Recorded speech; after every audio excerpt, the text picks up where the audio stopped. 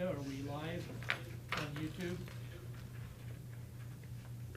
I don't see anything yet. We can do. Okay, I'll go ahead and do the roll call and get it started, and then those who join us later, that'll be fine. Oh, we're there. We're on. It is Tuesday, July 14th, 2020, and it is at 5:16 p.m. We are convening as the Provo City School District Board of Education in our study session. We'll begin with a roll call. I'm Jim Pedersen, Board President. Jennifer. Jennifer Partridge, Board Member. Jason Cox, Human Resources. Stephanie Bryant, Business Administrator. Bonnie. Bonnie Totkus, Executive Assistant. Keith. Keith Rattel, Superintendent. Julie. Julie Rash, Board Member. Melanie. Melanie Hall, Board Vice President. Mark. Mark Wheeler, Director of Facilities. Doug. Doug Finch, Student Services. Anne Marie.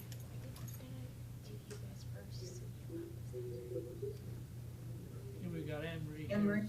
And Learning. Okay. Todd. Unless you're in Todd for McKee, Secondary Ed. pain. Rebecca. Rebecca Nielsen, Board Member. McKay. Kate Johnson, board member. Oh, Sorry. I couldn't hear. Thought I missed it. McKay Johnson, board member. Nate. Dave Bryson, Board Member. Caleb. Caleb Price, Communications. Alex. Alex, can you hear us? We have Alex Judd who is with us. He's the Assistant Superintendent for Elementary Education. And then we would also like to welcome others who are with us this evening, who have been invited to be with us this evening. Appreciate you taking the time to be with us this evening. Let's begin with policy review. Keith? Actually, do you want to start maybe with the bond Well, items? you know, that might be good. Yeah? Yeah, we're going to move items F and G up for the first two items. Stephanie, would you take items F and G? Okay. Let's start with G real quick because it's about 2 minutes, if less, not less than that. On item G, I have an outline of the bond election dates that we need to meet as far as public meeting notices, public meetings, tonight's meeting for the resolution, etc. So I think I shared that with everybody a while back. I wanted to share it again so you would have it. I think I'm waiting for Randy to double check me and make sure I didn't miss anything. So if a date changes by a day or two, don't be surprised. But they should be pretty much ready to go. When you have a chance, just take a look at those so that you know what we've got on the table. The bigger item is item F, and this is to review the resolution calling for our bond election in November. The resolution is attached to the document, or to the board doc, sorry. Utah State Code outlines our ballot requirements. We have followed those requirements with the help of Randy Larson, our bond counsel, as well as Zion's Finance to help us with our tax impact numbers that have to be in that. Hopefully you've had a chance to review that and take a look at it. A lot of legalese in it, I guess. Randy, I don't know if you have anything in particular you want to say about it. It's got the ballot language in it, so if you feel like there's anything in the ballot language that you don't feel is transparent, now's probably the time to let us know so that we can get that changed before you approve it tonight. Once you approve this, that will be the language that we use on the ballot. It's set up right now for the $80 million for a partial rebuild of Timpview. We've outlined the project, so it's specific as to what the use of the bond will be, which is typically how you as a board like to see your ballot language. Any comments, ideas, Randy? No. Randy's in the room, so I keep looking to him for advice. I would emphasize the ballot language. Rebuild of Timpview High School, all or portion, $80 million. We can adjust the tax language if we need to. Tax impact, but that ballot position, we're kind of locking in. We're locking in. Did you, hopefully everybody heard that, that the ballot language is basically, with the exception of adjusting tax impact if we need to, the ballot language on this resolution's pretty much locked in. Are there any questions anyone has? Jennifer? My question's for Mark, actually. So we have been talking about that we're estimating that we would need 80 million for Timpview, and so I'm just wondering, Mark, have we finalized plans enough to know that 80 million will be sufficient, or, you know, does it need to land more at like 83, for example? Based on our concepts, right now, Jennifer, we're still within that 80 million range. We won't have final bids until the plans for the main academic wing are released in January. But we would do a weekly review right now, and right now everything's looking on track. So you're comfortable with 80 million? Yes.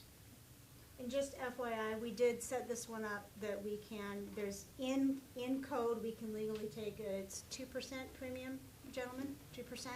So we did set this up if we want to, at the time of the sale, take that 2% premium, which would give us a teeny bit over 80 million to work with. So we've got there's a little buffer if we need it. a little bit of a buffer. Any other questions?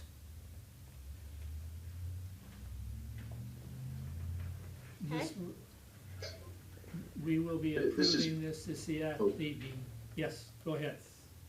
This is Brian from Zions Bank. Good to see everybody.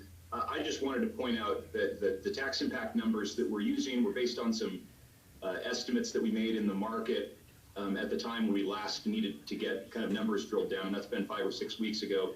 Since then, the market has continued to drift favorably, and so I think the true interest cost in the numbers we estimated was a 1.93%, which sounds awesome.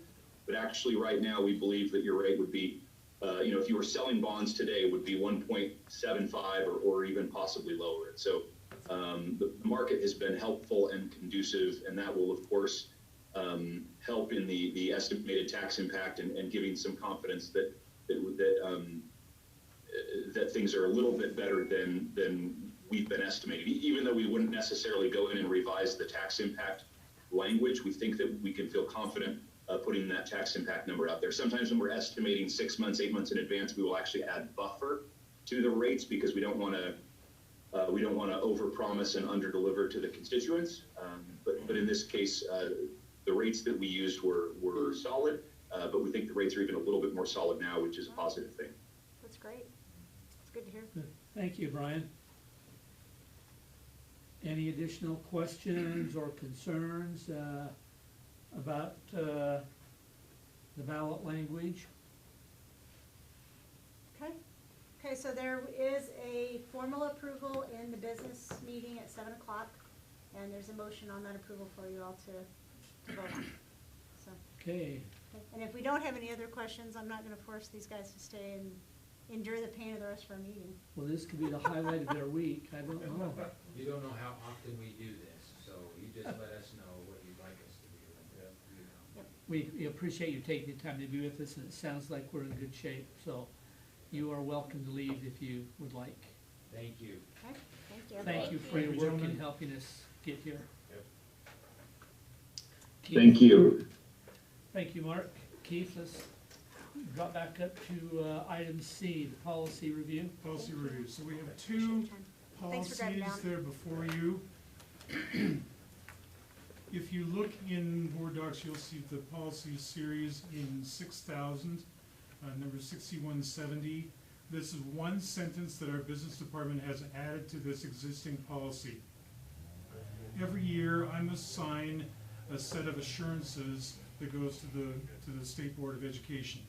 And they can be anything from ensuring that we say the pledge every day, from that to ensuring maintenance of effort in CTE courses and all those kinds of things. In this case, there's a new requirement that we must have a certain sentence in there, and it has to do with the fact that if there is federal grants, Yeah, it's federal grant. if we apply for federal grants, we have to make sure that we're also including the governor's office when we apply for those. So that sentence has been drafted, added to this. There's really not a lot of debate. We're using their language and it has to be there. Otherwise, we can't give them that assurance. So that's the 6170 policy. The 4006 P2, as I mentioned to you before, when I shared a draft of this that I was working on, normally the board does not approve procedures, but because this has a potential element of changing some of my authority, I felt that that was not something that I wanted to do on my own, that the board should know about this, and we do this in the sunshine. So essentially what this says is potentially we could consider Las Vegas, because they host an awful lot of competitions and tournaments and those kinds of things for student activities. We could consider Las Vegas as our nearest large city to the state of Utah, and we could then potentially include this as in our in-state definition of locations. That would mean that those proposals don't have to come to the board, and I can simply approve them per the authority the board's granted me. One of the good parts about this, of course, is that it makes things a little cleaner and a little faster. A lot of the prep time that has to go on for this, we're not talking about 6 months. We can be talking about in terms of a month or two, or even just weeks in certain cases. Given what's going on right now with COVID, we do have a request before us from Timpview Volleyball, and I will tell you that the other benefit of this is that a decision can be made without waiting for a board meeting. And so one of the criteria that when I met with, I've met with several groups of teachers, but when I met with the instrumental music teachers at the secondary level, and we talked to them about some of the challenges that we would incur this year, I mentioned that any out-of-state travel, when we get to that point, working in the shadow of COVID, I will want a statement, any in-state or out-of-state travel, I will want a statement from the event manager or organizer, sponsor, that the conditions are still safe for people to be coming in from out of state. And so regarding Las Vegas, I was just there last week, in fact, and it's hot and lots of people are having to wear masks, and the mask mandatory requirement is alive and well there. So we know that they're spiking in Nevada, and that Las Vegas is one of those locations. I will tell you that in doing some checking with other districts that apparently are sending teams there, I'm not so sure that's going to happen. But I'm waiting to hear back from a couple of other districts in particular after today. So we probably have two dimensions of this. One is to allow a few minutes just to talk about the potential change in procedure, and then the other one is any commentary that the board would like to make, or questions or whatever regarding the Las Vegas trip for Timpview High School basketball. Any questions or comments? Not basketball, volleyball. Volleyball. My mistake. Anyone who has any concerns? I have a couple questions. If we allow them to go down to Las Vegas or anywhere, are the same busing with masks going to be required? Absolutely. Like when they ride the school bus, are they going to have to wear masks all the way down to Las Vegas? Probably, yes. Probably, because I don't know that we'll be able to guarantee any kind of social distancing on any bus. Okay. Are Are we expecting that, and would there be any other places like Denver or, I don't know, Boise that we would want to consider putting on this as well? From here, those are the same, they're similar distances, but, well, Denver's farther, but Boise's about, 4.5, 5 hours away.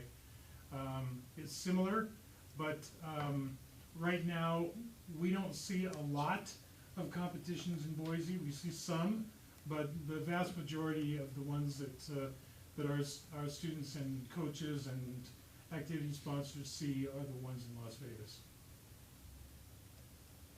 Okay, those were just my two questions. Right, thank you. Honestly, Melanie, we haven't really discussed the mask thing on a charter bus, but I'm just speaking about what makes logical sense to me in terms of keeping students safe. So I guess we could revisit that in a more formal way, because that's just kind of an off the top of my head. We usually don't take idea. school buses out of state. Right. It would seem to me that if you're dealing with a proprietary operator like that, that they would need to follow the same safety protocols and requirements anyone else would. Right. Right. And so I would expect anyone we contract with would require proper sanitation, masks, and Right. I've had some unofficial reports that 2 other large school districts who were planning to send may not be. They may be revisiting that. So I'll be doing some checking on that tomorrow, and then I can keep the board apprised on that. I know you want to know because you're hearing from people. other comments, input, board members. How do you feel about this? You feel okay with it? I was just gonna say, I think it's a good move. I think that gives the superintendent latitude that he should have.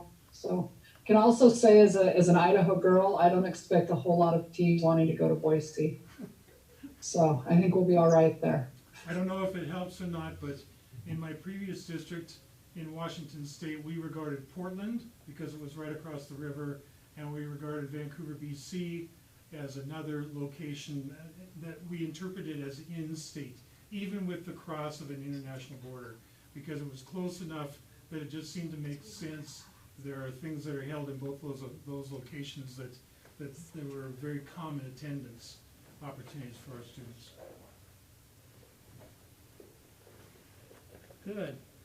Jennifer? I would just add, thinking about this travel request right now and any travel we might allow with all the COVID stuff, that the whole time they're on that trip needs to be treated as if they were at school, basically. We've got to keep them with masks on or the distance things so that we can keep everybody safe, and I think that's really important, and if we can do that, I hope we can provide opportunities for students that are important for their future things, as long as they're safe. Thank you. Good. It sounds to me then like we will move forward with this in a business meeting. Thank you. Thank So you. the only thing we'll be approving then is P2. Yep. 4006 P2. Okay, thank you. 4006 P2, correct. Great. Mark, let's have you take on item D, construction update. Okay, thank you. One question, Jim. Would you like to start with the discussion on Dixon tennis courts, or do you want me? Are you going to address that at the end? Let me go ahead and address that at the end. Okay.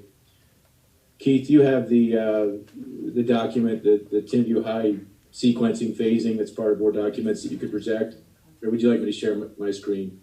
I will stop sharing and you can share. Okay.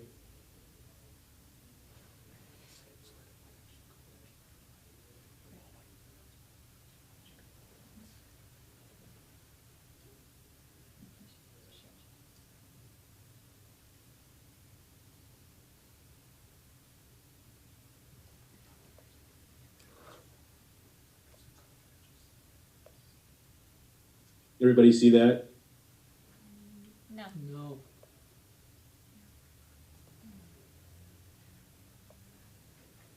Does somebody, you have to allow him to share? No, Bonnie's made it available for everyone to share. Oh. But if we can't figure that out, maybe I can share. Actually, I should be able to pull it up now. Mark, I just found it. It's attached. Let me go back and would you unshare and then I will. Yep, go ahead. I think you're good. Okay. Didn't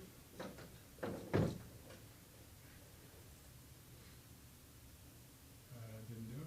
It's not coming up. No, We it tried. was there. Hmm? Your background popped up for a second. Yeah, I thought you were just gonna be. Now you have to just go select your thing at the bottom.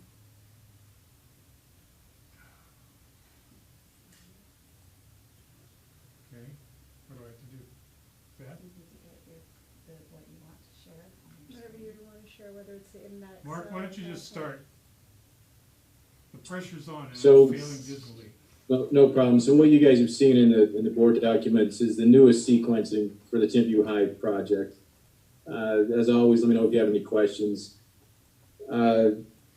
This first phase, which I refer to as, now can everybody see that? Yes. So slide 0, you see our upper left, you can see our existing campus. If you look upper right, slide number 1, demolition phase, you can see the highlighted area, that's the south gym. As you know, we've started demolition on that south gym. And again, with a lot of coordination with the Division of State Risk and state engineers and our consultants, we decided to start with building reserve funds with that south gym because of the structural twisting that was taking place there. So demolition's been happening for a couple of weeks there and haul off. While that's happening, we've been updating this sequencing process for all of you to see. And some of this will be new in reference to the $80 million phase 1. You can scroll down, Keith. You see slide 2, lower left, that's just simply showing what's part of what I call this building reserve phase. You can see that the purple section is the rebuilt south gym, rebuilt in the same location. That includes not only rebuilding the south gym, but complying with full seismic requirements for today's codes. You'll also see 2 tennis courts added to the 6 courts, and you'll see that highlighted south practice area, which is part of what's been known as the News Park for a lot of years. The reason that's part of this first phase, we need to get that practice field in place so that high school students can start to use that next spring. The timeline on that park, you'll see some site grading start sometime in August throughout that park, and it'll continue into the fall. Will be done sometime the end of October, and then the field will be ready to use come springtime. The reason we need that practice field in place by spring is because the existing south practice field will continue to be the construction staging area. And the high school with 2,200 students need a decent practice field. So anyway, that's why those are part of this building reserve phase. Any questions on that before I proceed to the next portion? Mark, my arrow cursor is on the construction phasing area, correct? That's right, correct. Just east of the existing tennis courts. Thank you. That's right. Also part of this building reserve phase, we'll start with some ground and site water mitigation along the upper east side of campus. It's not noted on this, but it's part of this initial phase to take care of that east and kind of northeast corner before we move forward in other areas. Real quick with that, Mark, can you just explain what you're going to be doing with the mitigation exactly? Yeah, what they'll do right against the edge of the east side and northeast side, they'll be creating a new storm drainage system and adjusting some existing roof drainage systems off that part of the building so that new drainage system will be much more efficient running back to along the north side of the campus back to the west. That's probably the quickest, easiest explanation. And then Melanie, I think you had a question for me this past week as well. The soils underneath this south gym, that's part of this project. Once we get everything out of the way, we'll be able to determine with our geotech engineer the existing condition of those soils underneath that south gym, and we'll document that extensively. Removing some of those soils, importing, bringing in structural fill will be part of that process as well, these first steps. Any other questions before we go to that next portion?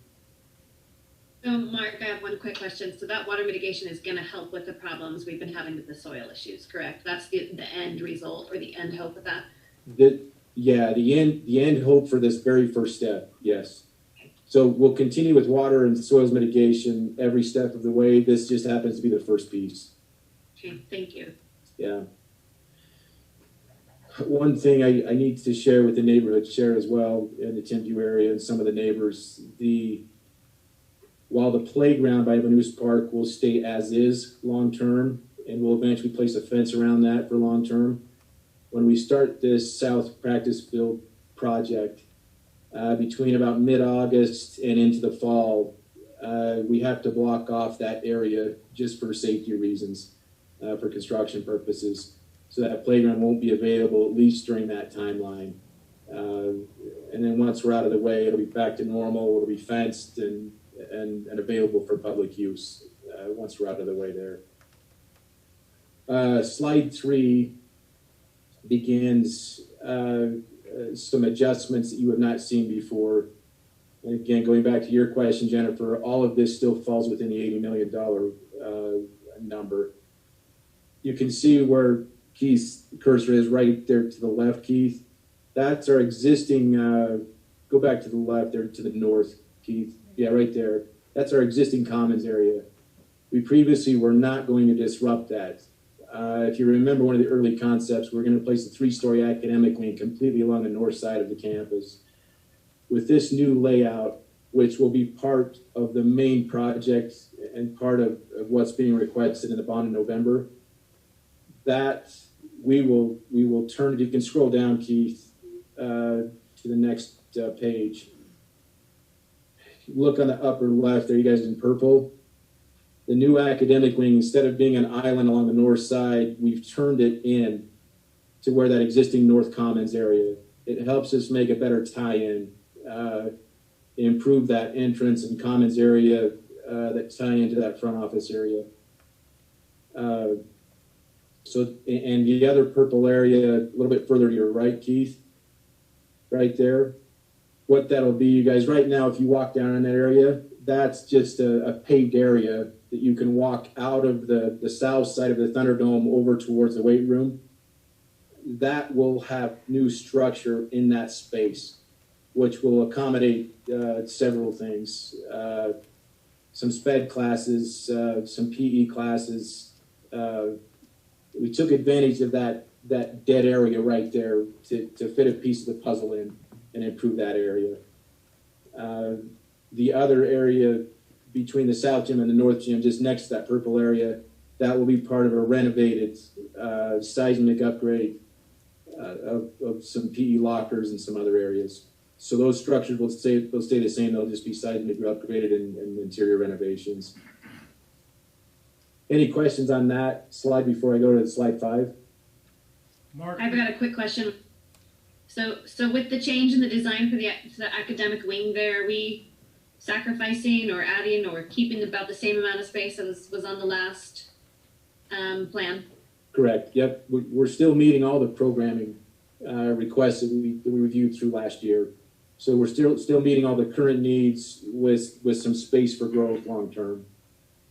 So we'll be adding more space than what was planned. I'm just asking in comparison to the last plan where that academic wing spanned the whole north area. No, same space, just rearranged. Got it. That's what thank you. Yeah. I gotta say, just as a personal thing, I'm so glad we are not gonna have that parking lot on that hill. That was always a nightmare, and moving it under there where it's flat is gonna be great. So, nice work. Yeah, thank you, Nate. For everybody that's looking at this, what Nate's referring to, if you look at slide 5, you see the red space, the red shaded area. That's where our current academic wing and media center and everything sits right now. That will eventually be demolished. And if you scroll down, Keith, to lower left, that area, that will be the new parking area for long term. So long term, the main parking and main entrance will again be off of Timpview Drive like it was originally when the school was built in '75. There'll be ways to access not only performing arts and the new main entrance, but also ways to access the athletic area up to the track and field and to the Thunderdome. And then again, this is a side note, it's not listed here, but long term, whenever another phase would be supported by the community, what we now call the current South Practice Field, that will eventually become the softball field long term. Until then, they'll continue to play on Fox Field on those 2 softball fields by the district office building. We got another quick question for you, Mark. Since now we are tackling the commons area and the office area and whatnot, we're going to be improving security on the entrance, I'm assuming, or are we, or what kind of improvements will happen there? Yeah, so we'll only be improving the North Commons area. We won't touch performing arts, we won't touch cafeteria, and we won't touch the interior core of the main office, but the entrances, the main entrances off the west side will be much improved as far as security goes, coming off of Timpview, right in that area where Keith's cursor is. Okay, so that will still be the main entrance, that will be the main entrance there? Correct, right, Okay. coming off Timpview Drive off that west side. Okay. With security improvements, right? Correct. Okay. Much more user-friendly for the public and everybody involved. Mark, on slide 4, where I have the cursor, this is a 2-level reno, right? Yeah, that's the north gym, Keith. So, Yep. so that will be the seismic upgrade and interior renovation of the north gym eventually. Okay. And so Part of phase 1, but a couple of sequences down the road. dance classrooms and locker rooms are also in this general area? Yep, to your right. Over Yep, just south of the north gym, that area and that new purple area, that will house dance rooms, PE locker rooms, and some other programs as well to help. Thank you. Yeah. So again, right now we're using building reserve for this first step, and then hoping that all will go well with the bond request in November to pay for phase 1 in the academic wing. Mark, how does this affect Yes. for when we need to do a phase 2 in the future for the cafeteria and auditorium and all those kinds of things? Is there a plan of how we can do that without having, like, to build it next to so we don't have to disrupt services? Or are we gonna have to tear down the cafeteria and build it in the same spot, for example? Right now, the plan is to keep that cafeteria and performing arts in the same location with significant renovation. We don't know yet how that will work and how we'll make the least amount of disruption, but there'll be some disruption long term for those areas.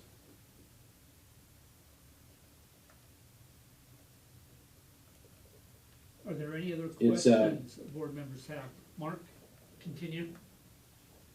No, go ahead, Jim. Actually, Mark, I have one more question. With the new design on the academic wing there, where it's more of an L shape now, it appears as if it allows us to have a little bit more parking than we had with the other design. Is that correct? It's just an assumption I'm making, but I wanted to know for sure.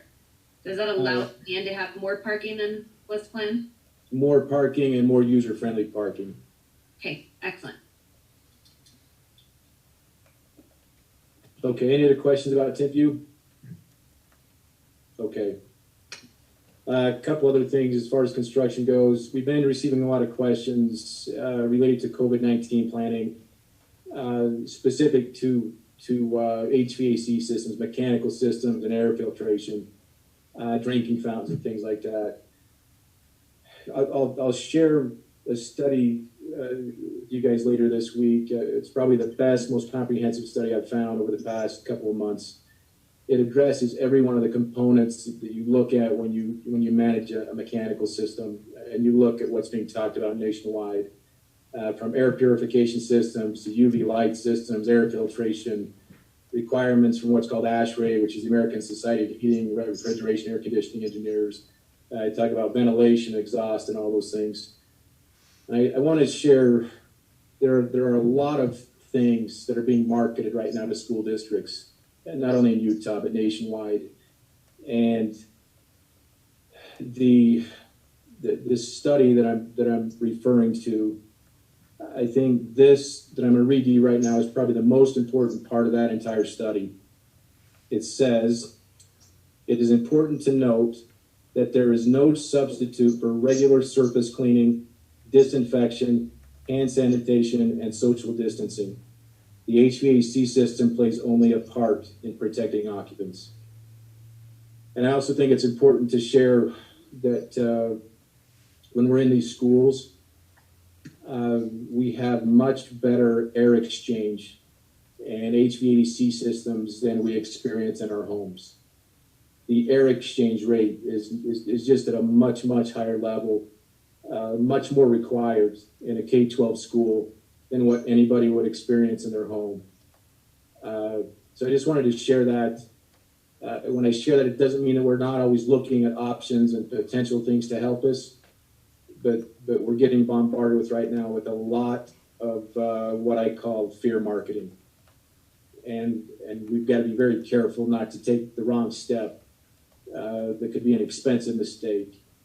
I'll give you one example. We had one of our engineering groups, a manufacturer, visit Dixon Middle School recently to find out what it may cost to take a step with UV light components. And what I mean when I say that, you have to attach this UV light system to every single mechanical unit in the school. So it's an extensive process. The price just for Dixon Middle School was $77,000 plus.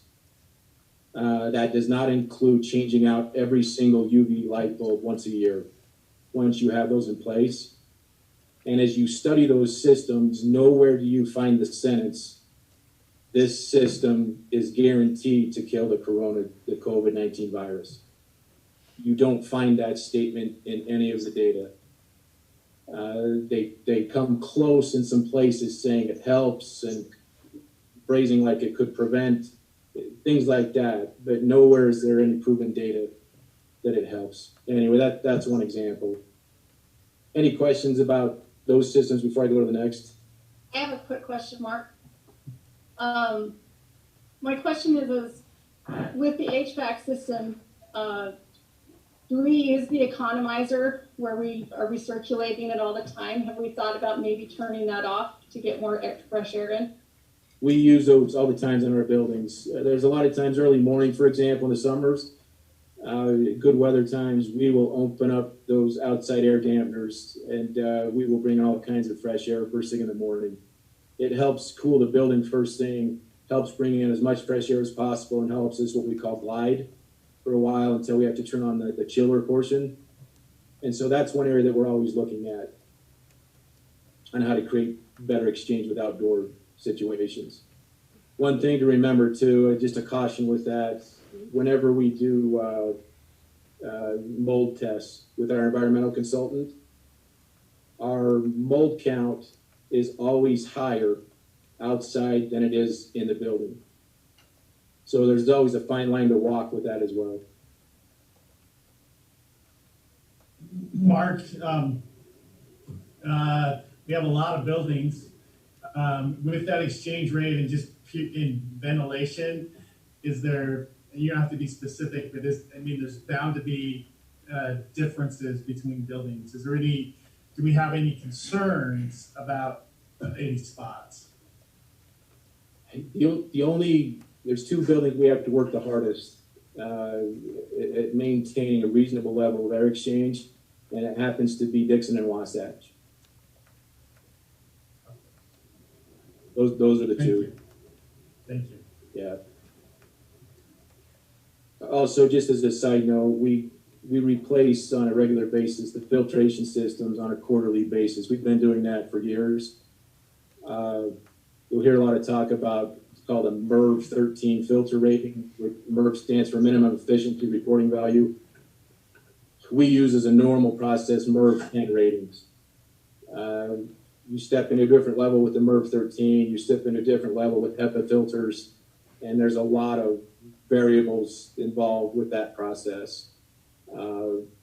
Anyway, I just wanted to share that with you as well. With drinking fountains, we're looking at a couple of options right now, which may include some of the following. On some drinking fountains, we may, for lack of a better term, bag the bubbler portion that everybody drinks out of and disconnect the water line to those bubblers. We would only disconnect that portion in an elementary classroom. They'd still be able to use the sink and the faucet of the sink to wash hands or even to refill a water bottle. We're also looking at a retrofit kit for existing drinking fountains that would be a touchless, sensor-activated bottle filler. our challenge with that as we move through that, we found some good costs. We have good bids. Our challenge with everything else is timing and what's available. There's so many of those things back ordered. There's so many organizations trying to order the same things. So we're trying to take those steps as well with drinking fountains in every building. And I'll keep you updated as we progress with that. One more question about the HVAC. Would it be okay if a teacher were to bring in their own like small air purifier with a HEPA filter into their classroom? They're welcome to bring that in. Yeah. The air exchange volume, they're welcome to bring those in. The volume's so different than a home, you don't get the same benefits, is probably the best way to say that. And Mark, can I take one step back to McKay's question? And you say that there's the ones we struggle with most are Dixon and Wasatch. Are you comfortable with where we are there? Are we at a spot where we're comfortable? Yeah, we're very comfortable with both of those. Our maintenance staff, HVAC staff, manage both of those buildings really well. They have for years, but it's a nonstop daily process with Dixon and Wasatch. But it's the most difficult, but it's not impossible. Correct. That's what you're saying. So we have that assurance, and we can assure our parents, patrons that their kids will be safe. We aren't sending them into the situation where they're going to be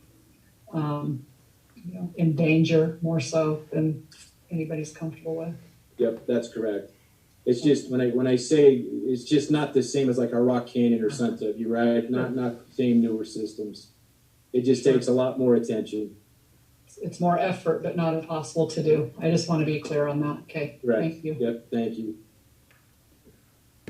Two other things, just to give you an example of what's happening in the open market right now with labor and also with ordering certain equipment. We had placed an order back in March of this year for approximately $20,000 worth of electrostatic misting applicators. Went through a bidding process, used one of our most reliable vendors, ordered additional equipment this past month. We were notified yesterday, specific to those electrostatic misters.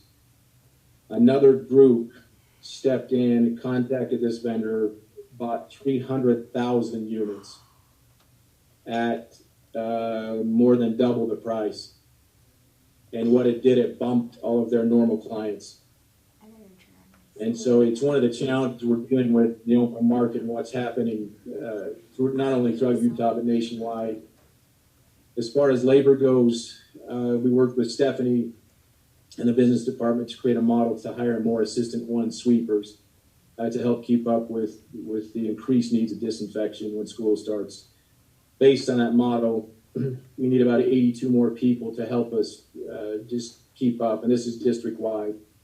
And so the model includes how that gets funded and how that's paid for. We opened that about 10 days ago. As of yesterday, we have 2 applicants. So we'll continue. There's not a lot of people jumping at that chance, but I'm sharing that so people know it's out there, it's available. And there's 2 different options involved with that. One is a normal 29-hour week. Another one is what Human Resources helped us create in Stephanie's department, is what's called a seasonal sweeper, which would allow us to have somebody work 40 hours a week with a 6-month cap, similar to what we do with seasonal grounds. So both of those positions are available, but in 10 days we have 2 applicants. So we're hoping and advertising as much as we can to find as much help as we can. And do those job descriptions match what they've always been, age-wise, or are we restricting that? The one, because we need the help during the day, we listed the one as 18 years and older, just because we know we wouldn't be able to accommodate student sweepers during the day. Okay. Any other questions for Mark?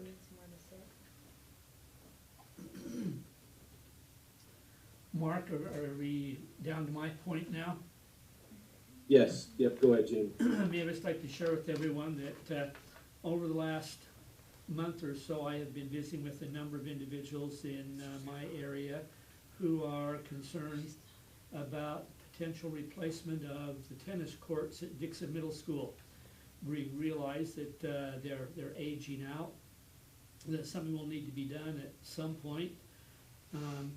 The idea has been brought up, and I've done a little bit of work with Austin Taylor, the city, taking a look at what it would, how many additional parking spaces we could pick up if we did 45-degree parking around the middle school, and we would pick up approximately 26.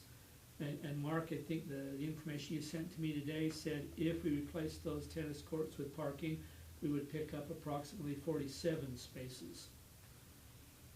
That's correct. We also, as I have visited with individuals in the neighborhood, they've requested that maybe perhaps we could have some type of informal agreement or relationship with the local LDS ward there. They've got some parking there. I'm going to be visiting with the appropriate individuals there to see what possibilities are there in terms of liabilities and other issues. And Mark, you can correct me, we're looking at, if we were to replace those tennis courts, was it 350 to 400,000? Is that right? Correct. It's approximately $85,000 per court for full replacement, plus design, plus some other miscellaneous factors. And we're in a pretty stretched budget situation right now anyway. There are certainly, maybe are some things, Mark, we could do that would be less expensive. Are there, in terms of maintenance, just some minor maintenance? You might be able to address that better. So we looked, a few years ago, we looked at starting this project. It was probably 2014-15, that budget year, when we had this design for the first time. And we had one of our better, probably one of the best in the state of Utah tennis court consultants and contractors look at that. He said, we can refinish that, and I checked with him again this week. You know, and to refinish existing courts, you'd be anywhere from $60,000 up, depending on how extensive they get when they have to start to grind the existing slab. Our challenge is two things. One, that slab is in bad shape. It's been in bad shape for a lot of years. And two, this tennis consultant contractor, he said, his quote, "It pains me to see you waste your money to refinish this bad concrete slab." Mark, how are those tennis courts still in a condition where we can use them for a number of years? I know we're looking at some point rebuilding Dixon. For the short term, would it be worthwhile for us to maintain those tennis courts as they are? One, you need new net, which isn't a big deal. You can always get new nets. And if by maintain just means we keep those swept off, then yes. Past just keeping them swept off, there's nothing you can do with that existing slab. Okay. I know I'm continuing to work with the city and others involved there to see what possibilities there are for more parking. My inclination, after having visited with neighbors as well as visiting with Mark and his staff, is for the time being to just let those tennis courts stay as is, in as much as we are looking at some point, probably in the not too distant future, to doing something more extensive with that campus, possibly as a rebuild, depending on whether we rebuild on site or whether we rebuild off site. Those will be questions that we will address in the future. But my feeling is at the current time is to just maintain where we're at, maintain that opportunity for neighborhood residents and others who are interested to utilize those for playing tennis or exercise. I want to just maybe, at least at the minimum, update the board to let you know that I am working on a resolution for additional parking, because I know we need a lot more parking there. Any questions or comments? I think I want to just make a quick comment. I hear and understand everything you're saying. I do, since our, we were moving forward on this tennis court replacement, putting in parking. I've heard from a few interested Dixon parents who have expressed some frustration that the parking situation's not going to be much better any better really when school starts. What's our timeline on getting some angled parking in there to at least recover a few of those parking spots that we were hoping to get? I'm at a point where once I've had a chance to reach out and see if there's any type of agreement we could get with the LDS Church in terms of using the parking for that church, that chapel that is nearby. It's a matter of just my contacting the appropriate people at the city, drafting a letter, making the request, and then seeing if the city would come in and then paint the stalls. So it's I think it's a pretty quick, pretty easy do to get that.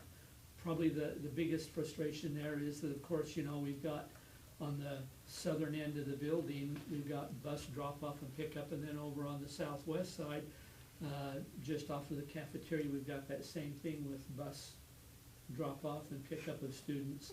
And we need to fully assess the impact of traffic as parents and others come to pick up and drop off children. But a long answer may be more than you needed, but the short answer is it would be a pretty easy do to put the striping in, I believe, for that parking there. It's just once I've got the information I need, then I'll come back to the board with a proposed draft letter to take to the city. Okay. And I think for right now, I just want to be on the record on behalf of those parents who are kind of anxious and frustrated, quite frankly, about what's going on. So we'll see what happens. I've heard from some of them that have similar concerns about the lack of parking and the difficulty of navigating that area at times. It's an interesting challenge when you've got two different groups within your constituency who have differing desires and messages and trying to meet the needs of everyone at the same time. Right, that's the challenge, right? Thanks, Jim. Jennifer? Well, I would just like to share along that. I have concerns about spending a lot of money doing anything different right now because, as you said, we're hoping to rebuild at some point in the relatively near future, and I'd hate to put a lot of money into it now and then do something that we can't reuse that in a couple of years. So I like that you're trying to find a temporary solution to the parking, and then as we move forward with Dixon in the next couple of years, hopefully we can figure something out. Thank you. I appreciate your support and encouragement there. Can I ask one more question about this? I don't know if this is the time to bring it up, but when I was looking at the financial reports for the consent calendar, there was a portion that was going to go to Curtis Minor for the Dixon repairs for about $68,000. Can somebody explain that one to me? I can. Stephanie? That was the beginnings of the process of the parking lot project that has now been put on hold. Because we had been given approval to move forward, it was on our capital projects list. Marks began moving forward with it and started paying the bills for the planning on it, so. Yeah. So if we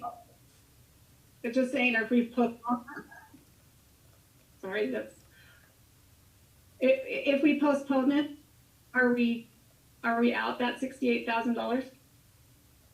Yeah, so there are two things, Melanie. One is the $68,000. That represents the cost to design a re-roof and partial wall-to-roof connection for Dixon, which has been postponed until we have further direction on what steps will be taken for Dixon,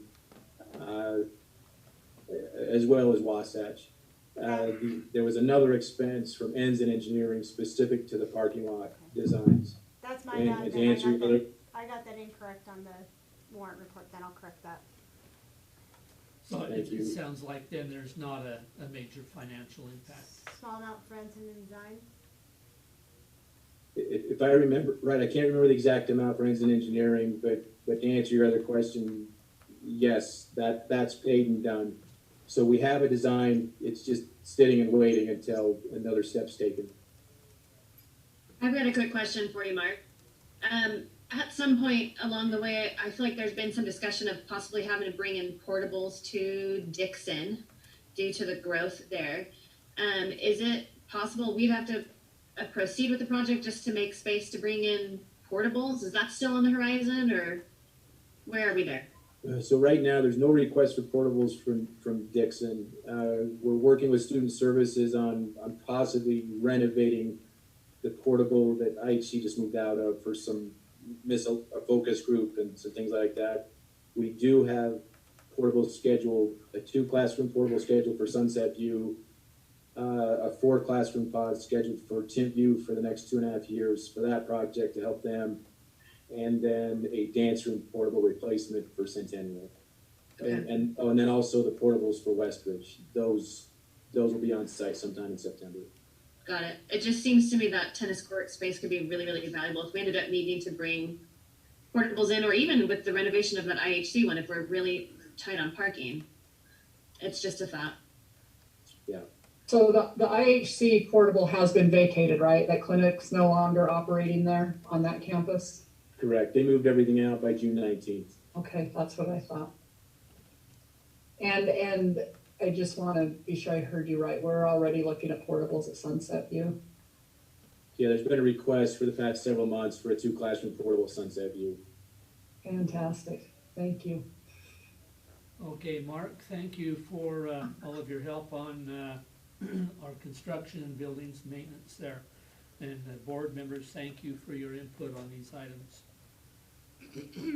Looks like we are ready to move on to item E. This is probably the item most anticipated this evening, Keith. Okay. In fact, before you get started, Keith, if you just let me maybe take a minute. I'd like to make just a few brief remarks regarding what we're going to talk about here about the return to school plan. Keith and his team have spent just an incredible amount of time working on putting this plan together. Probably one of the most important things to remember about this plan is it's not set in stone.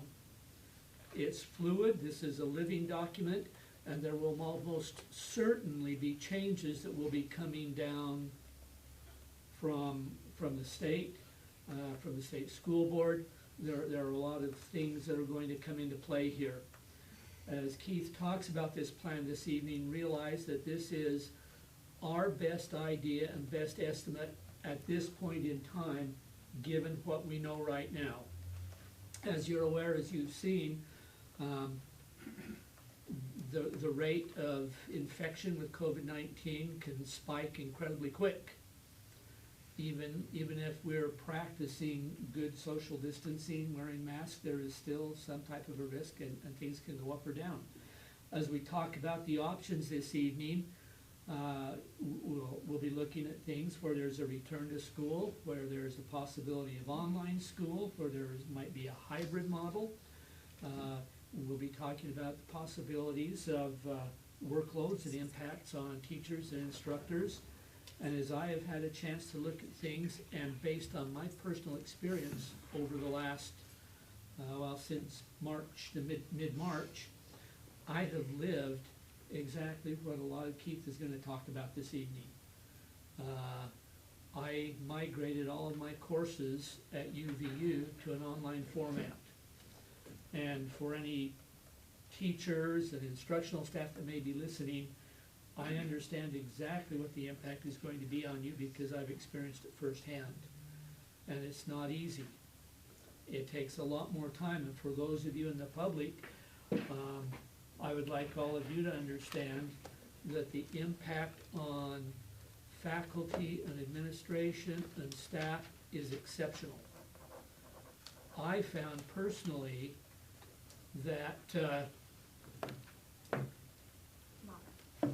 I was spending nearly 2/3 more time trying to prep and teach than I normally would for a face-to-face course. Is that coming through?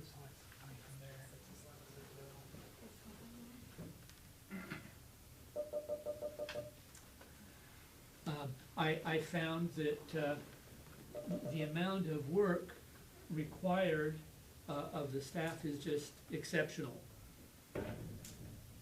And so, Keith, I would like to say thank you for all the work that you've done here, and I would invite the public to please listen carefully as things are rolled out here, and remember that what we're talking about is what we are having in place at the current moment in time that may change. I also want to express my thanks and gratitude to those of you in the public who have taken the time to email members of the board. I have appreciated greatly your thoughtful comments, your suggestions and recommendations for things that we need to take a look at.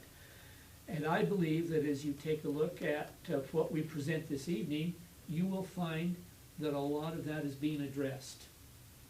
Much of that will be reflected in what we talked about. And with that brief introduction, Keith, I'll turn the time over to you. Okay, thank you very much. I will try to speak up because I've heard that maybe some people on YouTube can't hear this very well. Hopefully you can now.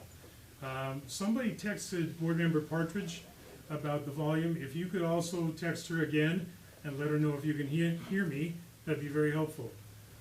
You have two items that have now been posted on board docs if people want to access those. I'm showing you the front page, which is the table of contents of our comprehensive, I think it's 27 or 28 page long return to school plan. It's up here. And so I'm not going to go through that right now. I'm going to go to a PowerPoint which highlights many of the elements of this plan. So give me a second to move about between, yes. Nope. Okay, and then, and I'm going to be moving through this as I present. We're getting feedback that you're being heard just fine. Good, okay, thank you. So this is where we are. I want to share with you a bunch of background information. This background information is very critical for people to understand. We have been working on this for almost a month.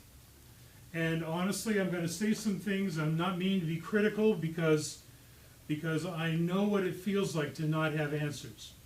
So, by the way, thanks to all members of council, Jason Cox, Stephanie Bryant, Mark Wheeler, Siraj, Doug Finch, Todd McKee, Alex, and Anne-Marie. And just really, really good, thoughtful work. We've been meeting for hours at a time regularly since the 15th of June. The frustration I felt that week before was I knew that we were going to have a plan pulled together. I wanted it to answer as many questions as possible, and yet we weren't really getting much guidance from some of the authorities above us. We started checking other states' return to school plans, and that's where this thing started. We looked at California's, which was 55 pages long. We looked at Oregon's, which was 44 pages long. Be grateful. Ours, by comparison, is shorter, but there's a lot more we could have put in here. And we may over time, but again, we want to make this a digestible document.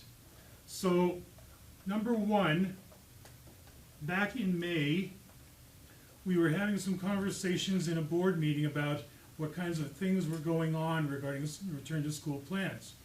The comment was made at that time that we need to aim for all students on all days. And that is the plan that we developed. Now things change. Things have changed over time, but that is the plan we developed. And the reason this plan is 26, 27, 28 pages long is because coming back to school full-time is remarkably complex in our new environment. So we did that. We were concerned that there would be many parents who were worried about having to take time off work again, and on and on and on. So and I'll outline the options, but this plan, this big plan, has been based on a full-time return to school for all, staff, students, etc. We've also coordinated with the Utah County Health Department.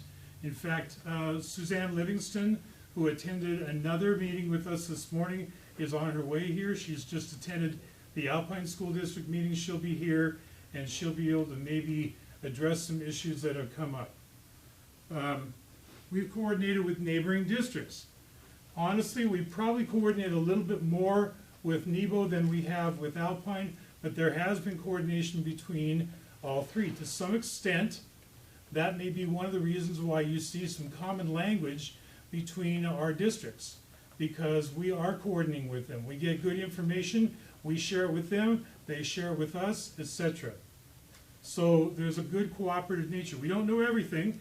Not everything is in fact exactly the plan that was shared today from Alpine. We didn't know that was coming, and so we're just kind of getting ready to respond to that. And we've also followed the guidance from USBE, Utah State Board of Education, which represents both the board members and the state school board.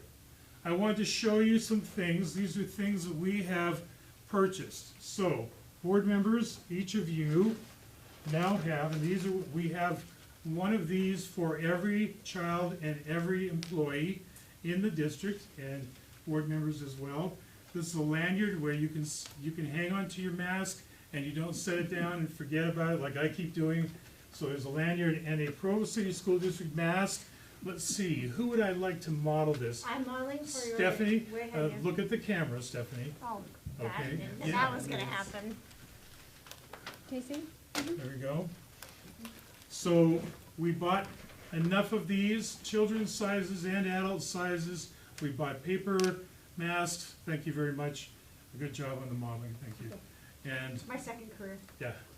And so we have a lot of items coming in. You can see on that list, we have disposable paper masks.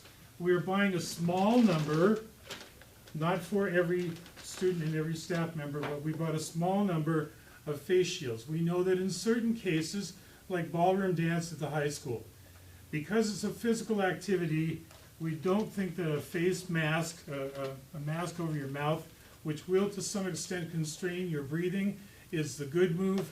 So we're providing these for students as they dance.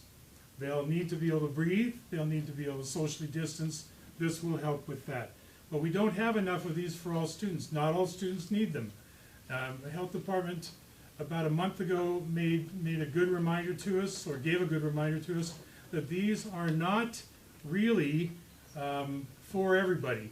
They're not the best solution. Face masks are the best solution, but these can be used and they can be effective when needed. Go ahead. Are those also for, let's say, teachers of foreign languages? Teachers and students, Okay. yes. Speech Yeah. pathologists. Oh, it's Speech, teachers too. special Okay. ed Things teachers, where- yeah. those kinds of things. I'm holding up something now. This might seem to be a little overkill, but this is a hazmat suit. And I'm not modeling it. No. No. Well, yeah. Any takers? This is, we thought it was a disposable, it is, but you can get several wears out of this. Now, I'm not saying this to be gross, but we know that in younger students, one of the signs can be diarrhea and other stomach flu, and we're just concerned that our custodians probably need to have some of these available to them in the event that they're cleaning up some of those situations, even if a student is throwing up. It would be probably good to have a mask and have this as well. So we're purchasing a few of those. Some of you may recognize these. This is Excuse me, is it just me? I can't see anything that Keith is doing. They're trying As I to adjust pull it up in now. the- Yeah. That's only on That's YouTube. YouTube. It's Oh, not- yeah. It's You can turn YouTube, his you can see. computer. Bonnie, It's- can you turn his computer? You can turn one Not of your guys' seeing it via computers, Zoom. but Can you There see you me now? Do you want to see me now? Yes, yeah, that works. On keyboard. There we go, now I can see you. Fantastic. Okay, you might recognize these. These are on-desk dividers. Now, we probably won't need to use these all the time for all desks, but where we have tables and students who are adjacent to one another at a table, these are the kinds of things that we can use to do some separating. And so we've got a number of these on order. We have a number of them come in already. What else? We have lots of hand sanitizers coming in. These are the dividers, the face shields, the hazmat suits. We've got other things. Now, if you go down to the bottom, Mark talked a little bit about additional custodial help. And so we were given, granted from the CARES Act money from the federal government that went as a pass-through to the state. The state retained 10%, I believe it was, and the remainder came out to districts. So we have some funding to go after additional custodial help. We also, I'll show you a chart here in a minute about the money that's coming in. This is background information. I might be torturing some of you with it, but I need you to know this is a lot more complex than just saying, go meet for an hour and put together a plan. This has taken weeks. Additional cleaning supplies are being purchased, and we continue to consider additional equipment options. So Mark mentioned earlier about the UV, and there's some other things that we've been looking at. I probably get 30 emails a day from solicitors, and that's just me. That's not even necessarily everybody else on council, Mark and others.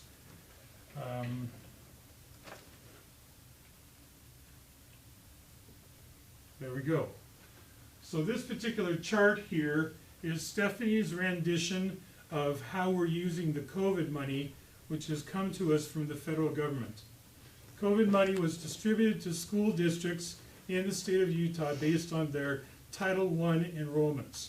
We have a reasonably, comparatively high Title I enrollment.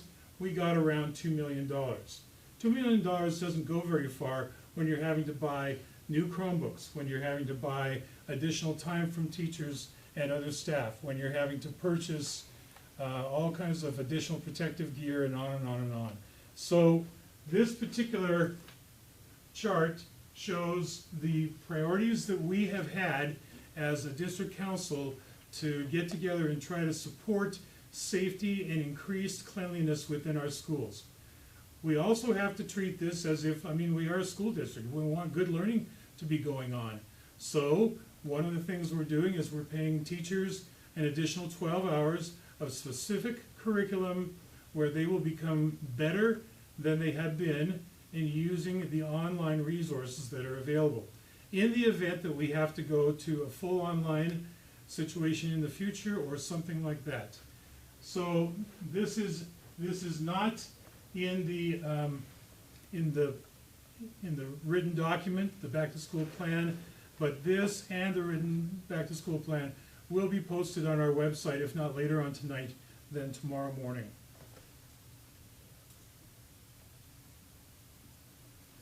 More background information. The following have been considerations as we built this plan. Direction from the PCSD Board of Education. I mentioned that earlier. A teacher survey conducted in the last 2 weeks of the school year. Now that was mainly about how did you do? How did you survive as a teacher during this time? How was the teaching and learning experience? How prepared were you? And that gave us lots of good information for what comes next. There was a parent survey in June. There was a secondary student survey in June. We've received lots of guidance from the state. I'm going to refer to that in just a minute. Centers for Disease Control, coordination with Utah County Health, and information from the American Association of Pediatrics. Now, I have both by way of email, and I've accessed the website. I've heard from some pediatricians. One of our challenges on this, please hear me clearly when I tell you this. This has been a moving target and continues to be. Up until last week, and I've got it buried here on my desk, I have an email from someone representing the Utah division of the American Association of Pediatrics. This is the email. And at the time, the #1 recommendation was to return to school and put masks on. In the last few days, that has changed to be online learning is best. We cannot jump around between different external agencies who change their minds. It's really difficult. I sound like I'm angry about it, But the frustration is many in the public, in their emails to me, unfortunately seem to think that we can make that adjustment like this, and we cannot. So one of our big challenges has been to really study all these external agencies and their good information, and then combine them. I've received emails from some parents who have said, why didn't you do something that I wanted on the parent survey? Well, you'll find out that we probably are going to, but when we have this many sources, we have to take all of those things. There's something else I'm going to show you right now. So we'll continue to use green, yellow, orange, and red designations because people are familiar with those. So assuming that we go back to school as normal here in about 4.5 weeks, we hope to be in a green/yellow setting. That means athletics continue, social gatherings are going to be cautiously monitored, there will have to be some spacing, some masks, those kinds of things. Now, what I want to point out to you, if I can find my reading glasses here,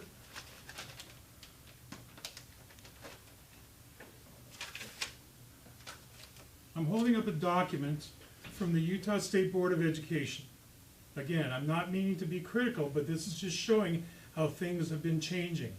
This is a document that now requires every LEA, every local education association, so that's districts, charter schools, etc., to give a reopening plan assurance, a set of assurances.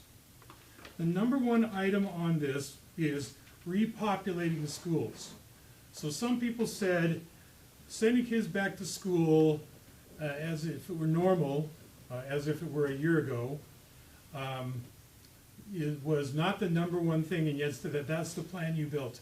Because as we look at all of the different elements that we've considered to build this plan, coming from the state is repopulating schools. If we're going to run school, we must have a way of getting schools funded. As we take attendance, as we submit attendance and those kinds of things, that funds us. So that's one of the reasons why that had to be one of the very first things that we looked at. That direction was clear. It came from the state superintendent, it came from the I don't remember the name of the committee, but there was a state committee dealing with return to school, return to the economy, etc., etc. So those things are all considered in this plan. This plan will change. As I mentioned earlier, things seem to be changing by the day. I can almost guarantee you that what we have planned today may not be in place a month from now. We know that there are notions around the entire country where certain school districts are saying, we're just going to straight online. We know that there are lots of those kind of discussions based on concerns, based on trends, and on and on and on. One of the things that we cleared up this morning is what authority do I have to close schools? I don't. But I do have other authorities which are kind of related to that. If, for example, in consultation with the board, we decided that we wanted to go to an all online option, online only option at the beginning of the school year, we have that authority to do that. That was given to us by Suzanne Livingston, who will be joining us here in a minute or two. Let me keep going. One of our challenges, again, is that this is a moving target. I've told you this already, and so I'm going to give you a graphic to explain it. Provo City School District has registered 13 questions of concern regarding back-to-school planning. You probably can't read them, but there they are, and you can read them tomorrow. There are 13 on there. Every one that is not in italics, we have an answer to that question. There are 6 of them that we have answers to. So one of the challenges, I mean, I'm not mad at the state board. They don't know either. We don't have an idea about what's going to be happening here in the next month. Our best guess is simply that, a guess. And we're going to have to be able to respond as times change. as situations change, as guidance change. So just, I need you to know all of this before I unveil our big plan and what's going to be different. Okay, so we know that we got some answers to these questions. The face mask question, we got that answer last week from Governor Herbert. High School Activities Association gave us some answers about what's happening regarding fall athletics. We know that. We continue to have lots of meetings between state superintendents who are sharing their ideas, district principals, Utah School Boards Association, athletic directors, on and on and on. How do we manage this environment? I cannot say it enough times. Before the end of this week, something's going to be different. And we don't know what. We can't predict it.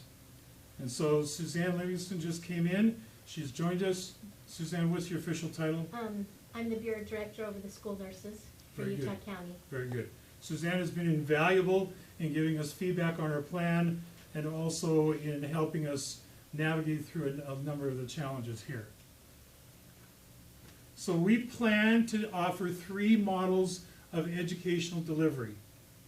There are a number of people who assumed that we had rejected entirely the idea of a hybrid model when the email went out about a week or 2 ago. We had not, we just don't have it ready yet. Hybrid is difficult, but it's not as difficult as the back to school. So the back to school model is the one that's so complex, that's the one we felt we had to have done for tonight. We also have a fairly good established model in our e-school for those who want to do online only. And so then the hybrid model, there's a lot of definitions about what hybrid learning is. I've talked to probably 16 or 17 different people and they all have a different idea. So we have to come up with, based on the information we have, the resources we have, the skills we have with our teaching staff and others, we have to come up with a model that will work here in Provo. I promise to you we will release that model by August 1. The state has given that to us as a drop-dead deadline. That's been our plan, and so we will continue to work on that. And so I can't tell you what it looks like. I can just tell you that it's going to be there. Okay? Essential points of the plan. This plan is massive.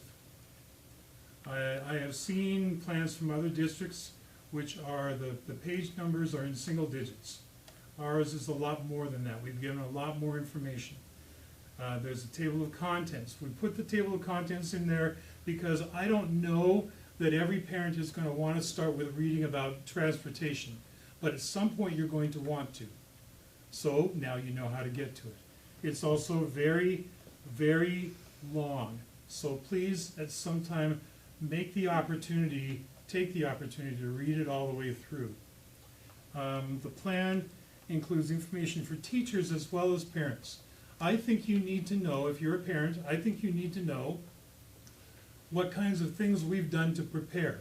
So there's a section in this plan, maybe 2-3 pages in, which describes what we're doing in the months of June and July to get ready for the coming school year. It's pretty comprehensive.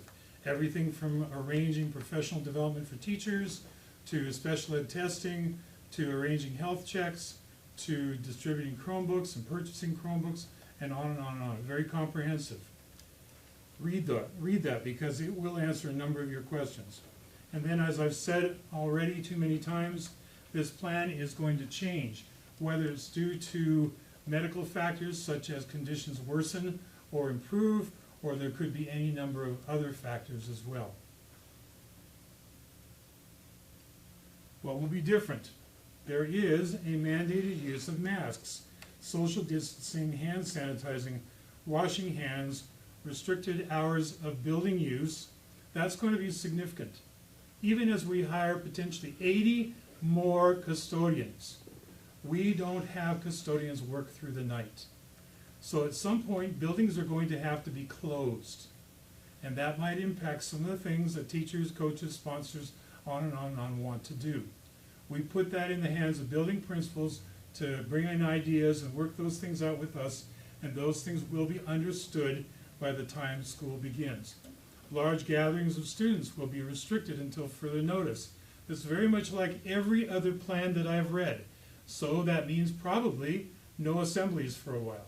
Probably limited spectators, if spectators at all, at games, concerts, and events like that. Probably not dances for a while.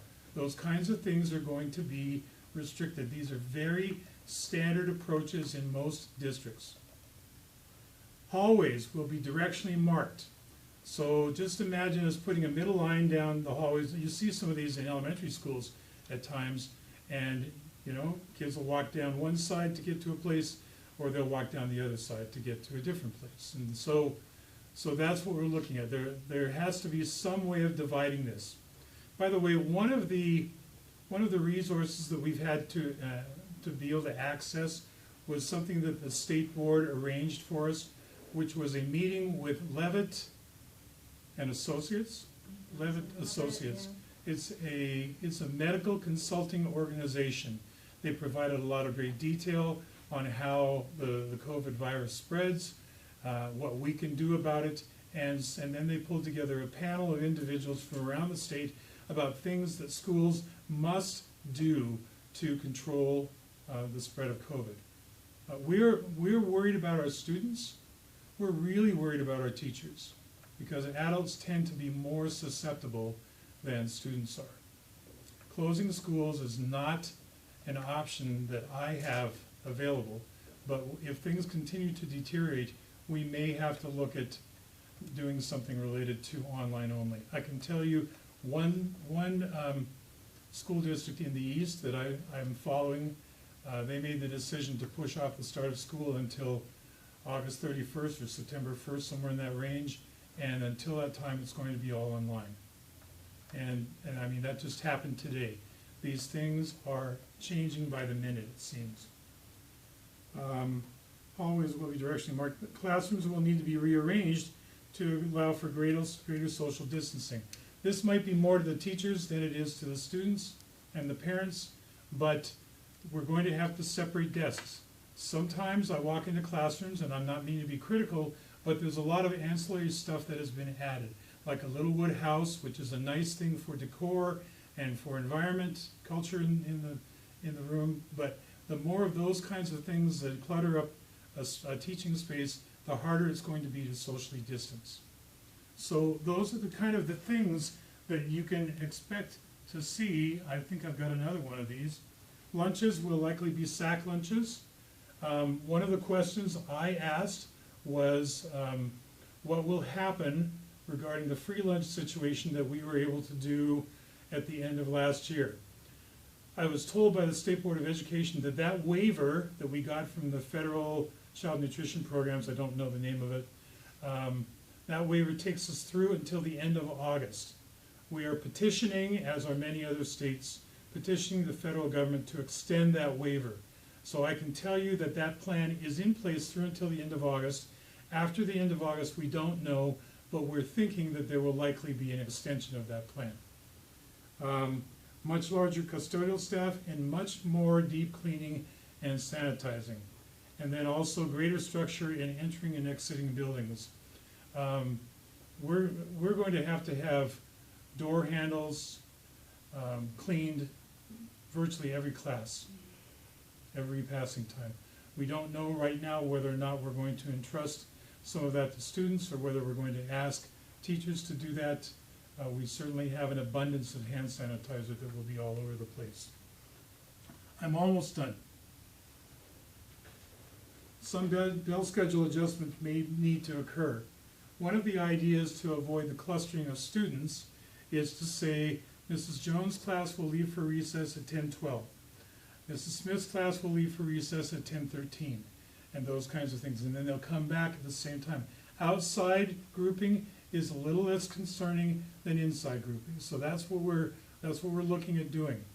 Health and temperature checks will become more frequent. I must emphasize this point. It's in the plan. I must say this now. Parents, we need your help. Staff, we need your help. We need everybody to be aware of what their personal health condition is, or that of their students, every day, please go and buy a thermometer. And if there's an issue, come in and talk to the school nurse. Or don't come in and call the school nurse. It'd probably be better if we don't come in. But somehow we've got to get that information out so we can control this spreading.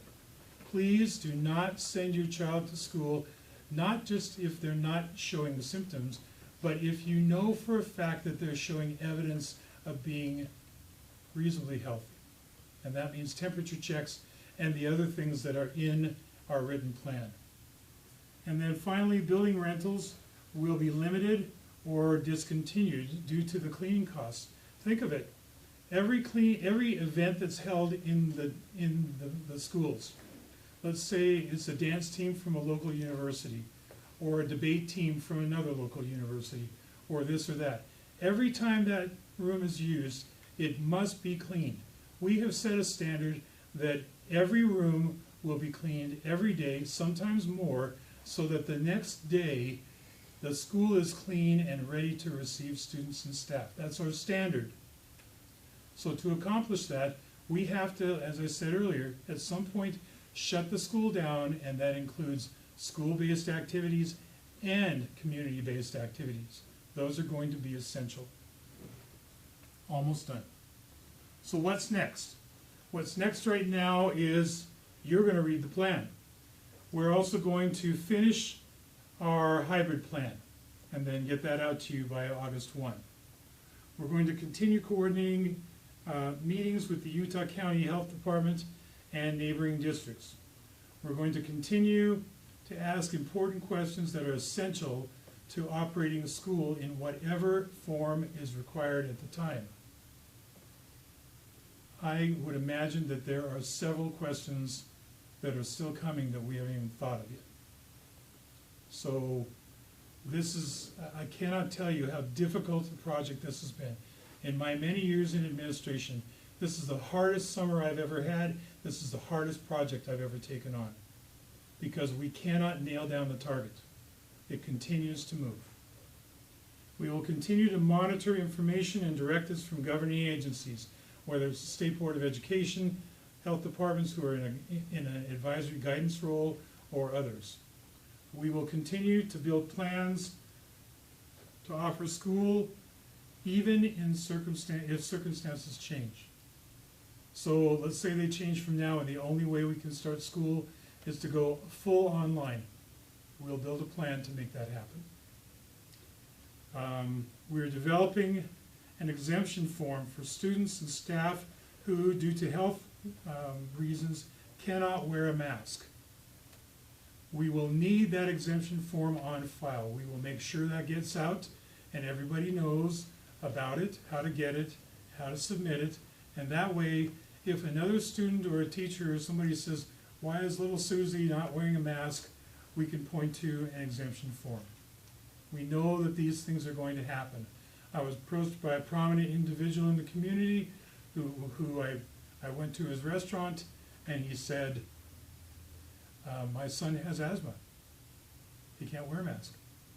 So in the event that we're dealing with cases like that, we must make allowances. We are required to. And then please continue to watch for announcements that are going to continue. And that's all I have for now. I think I'll ask the board to ask questions, and then when we adjourn here to go into the business meeting, we can possibly leave a little bit more time for any unanswered questions at that time from the board. Okay? Thank you. I hope that helps. Do you want comment from our visitor? Yeah, Well, Suzanne, did you want to say anything? I just, no, I thought it was great. We've looked over your plan, it's very detailed, and we approve it with the county health department, and, you know, things are gonna change, just like he mentioned, and we all work together with, the other two districts, and, you know, every plan's a little different, because every area is different.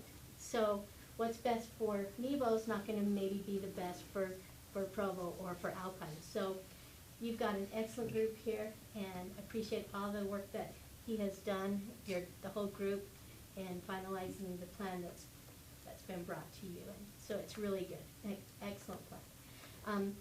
just so you know that Ralph Clegg, who is our director at the health department, is working with all local health department directors and with the state, and they are working on a plan.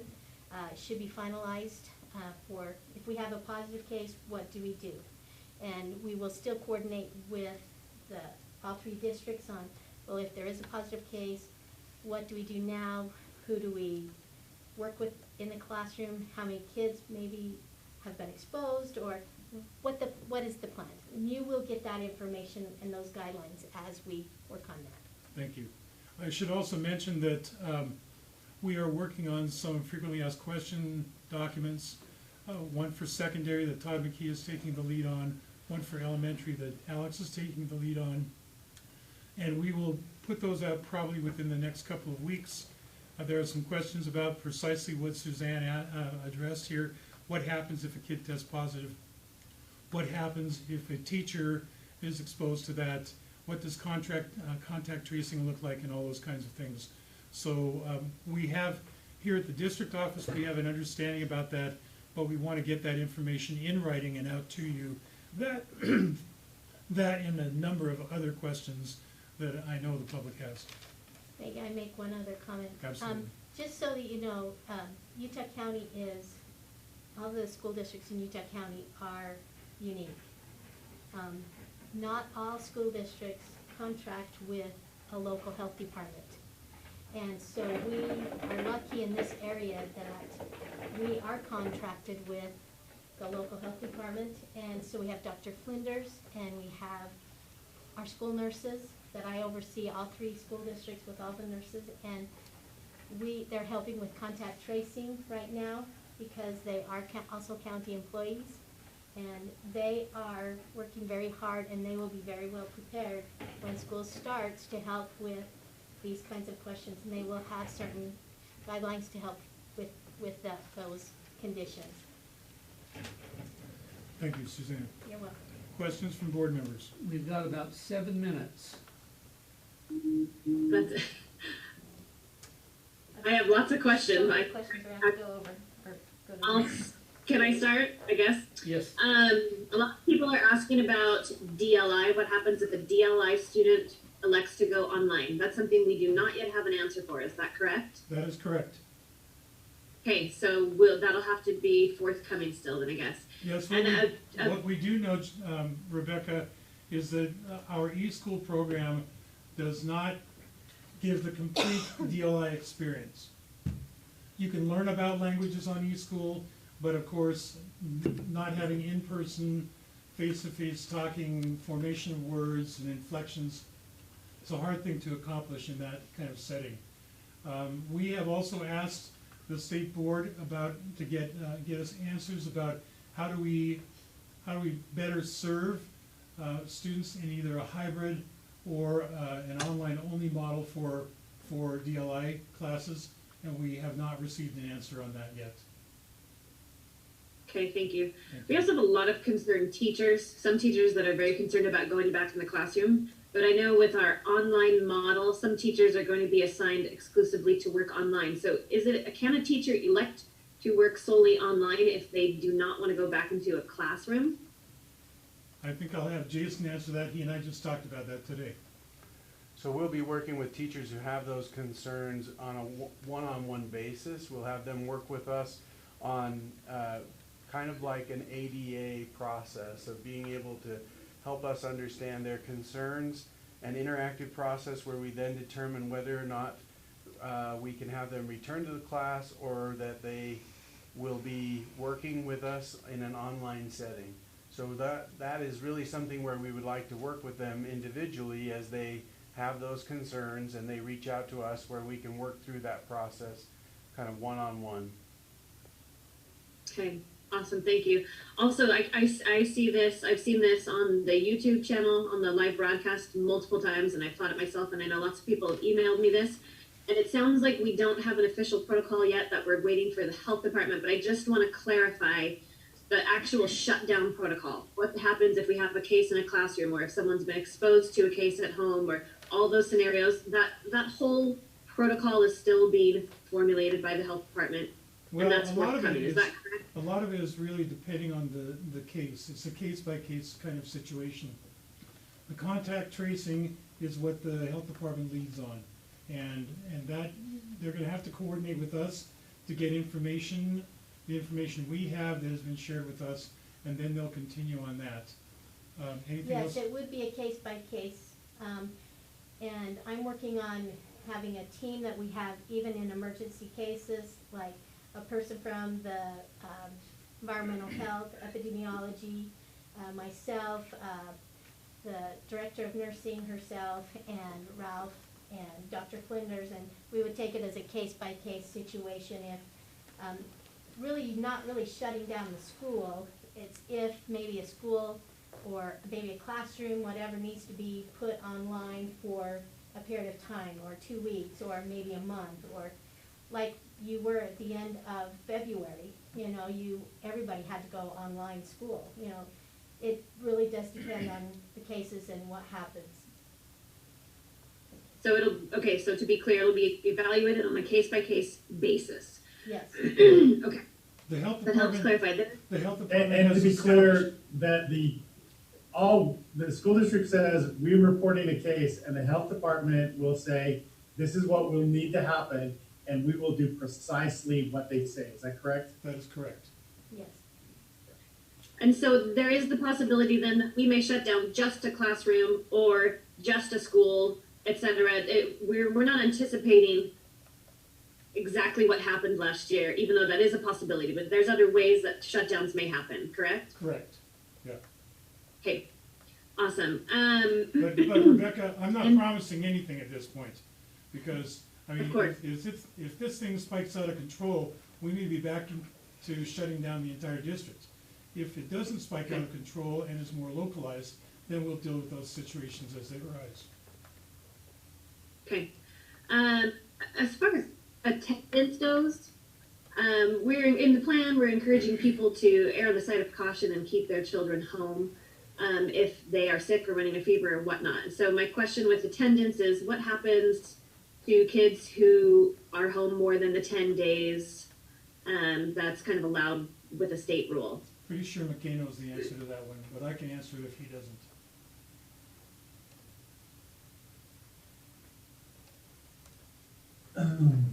So part of that is will be addressed in the special session in August.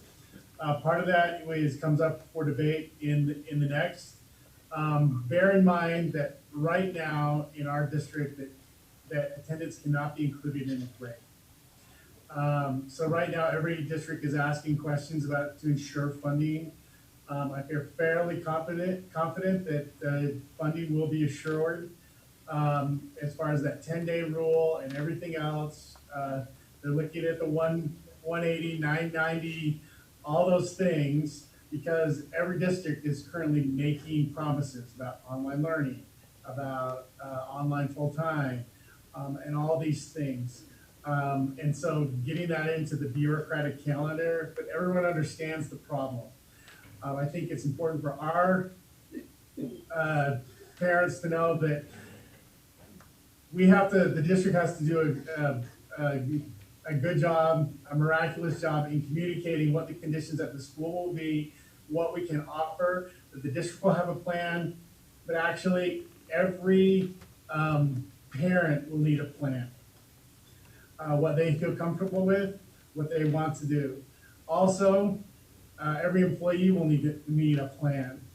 And some of that might involve contacting HR and saying, this is what I need, what can be accomplished here. But our employees will have to work with them a great deal because it's just going to be really, really difficult. And I'll say more in the public meeting a little bit about what we're trying to accomplish here, I think. Everyone is going to have to know what is expected and the conditions, and then make their own best decision. And we're not used to, in Utah, we're used to, truancy court and all these things that happen with school. Those things are not going to happen. we're gonna be more in the business of supporting parents and supporting our employees by making sure we know how to empower our employees to feel like they have some choices over the conditions of their classroom. They have some time that's in expectations of what curriculum is delivered, that they have curriculum that their priority is that they stay healthy first is got to be the priority. And the priority for the families is that their child is healthy first. We shouldn't be looking for an acceptable amount of infection or an acceptable amount of deaths. We should be looking at no infection and no deaths is what we're working for. Let me just add, and if I could just advocate before we adjourn, I just wanted, sorry to cut you off, but I'm looking at the clock and I just want to say this and then you can jump back in. On the first page or two of our plan, we make the statement that we're going to increase the amount of technology infusion into our daily classes. Having that will make any kind of adjustment to a different kind of educational setting more adaptable, and it will also allow parents and students and teachers to all be talking to one another in a more effective way, because they all know where they are in terms of proceeding with keeping up with school and those kinds of things. The amount and the quality of the work is much more important than the number of times the kid has his or her seat in a chair. Sorry, McKay, I didn't mean to cut you off, but I wanted to say that. You need to unmute. people are worried that we won't ask questions in the business meeting. We're gonna ask questions in the business meeting. Yes. Because this is just the unveiling of the plan. We don't approve it, and it doesn't go to the state until August 1st. There's a lot to do, but I think we need to articulate a little bit about what we're trying to accomplish and what the board thinks what we're trying to accomplish in the business meeting. So I think we can go to that business meeting. Okay. Hold on to your questions. Thank you for all of your input in this meeting, and there will be a more robust conversation to take place in our business meeting. I would encourage you first, before we adjourn, check your consent calendar if you have any questions, and also I would encourage you to take a look at upcoming items we have on the Google Calendar. In interest of staying on time, I will not review those. I just encourage you to go and check those out. Is there a motion to adjourn study session? So moved. I'll second it. Seconded? All in favor? Aye. Okay. We'll take a 30-second break and then we'll get ready for the next one.